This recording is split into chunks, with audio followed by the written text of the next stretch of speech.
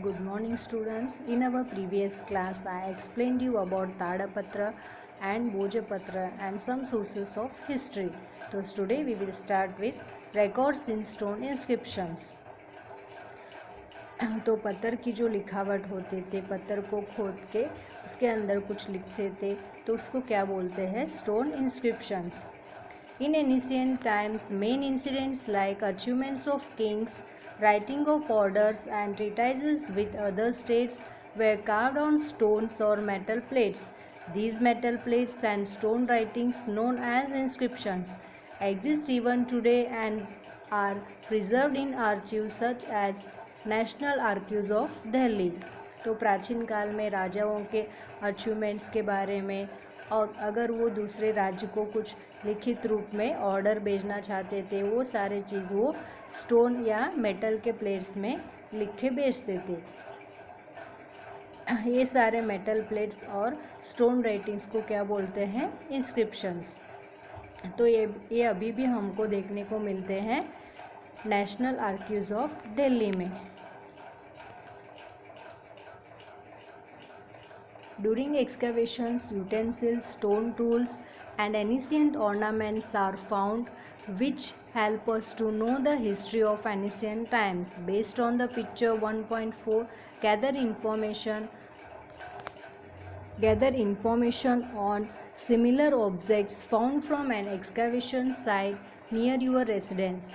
Just as archaeologists do, we too can know the history of ancient times from old coins, stone inscriptions, paintings and metal plates. जो पुरातत्व इलाके के लोग होते हैं वो क्या करते हैं? खोज का काम करते हैं. तो उनको कुछ खोज के टाइम पे उनको कुछ बर्तन और पत्थर से बने हुए औजार, पुराने ज़माने के कुछ ऑर्नामेंट्स मतलब गहने, ये सारे उनको मिले थे. इन सारे चीज़ों से उनको प्राचीन काल के हिस्ट्री के बारे में पता चला. जैसे आर्कियोलॉजिस्ट करते हैं तो हम भी कर सकते हैं कि पुराने ज़माने के कुछ कॉइन्स से और स्टोन इंस्क्रिप्शन से, पेंटिंग से और मेटल प्लेट से हम भी हिस्ट्री के बारे में पता कर सकते हैं. We now know that there are various sources from which we can get authentic historical information. Let us collect the sources from which we can gather the history of our town, city और village. तो इस chapter से हमको क्या पता चला? अलग अलग सोर्सेस से हमें हमारे इतिहास के बारे में पता चलता है. अगर हमें हमारे कोई भी सिटी, टाउन या विलेज के हिस्ट्री के बारे में पता करना है, इसके इतिहास के बारे में पता करना है तो हमें कर सकते हैं.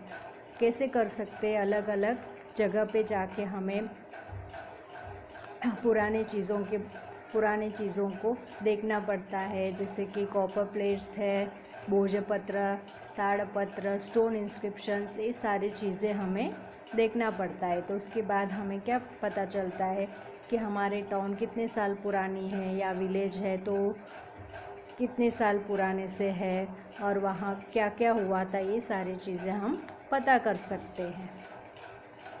So today we will finish our first chapter.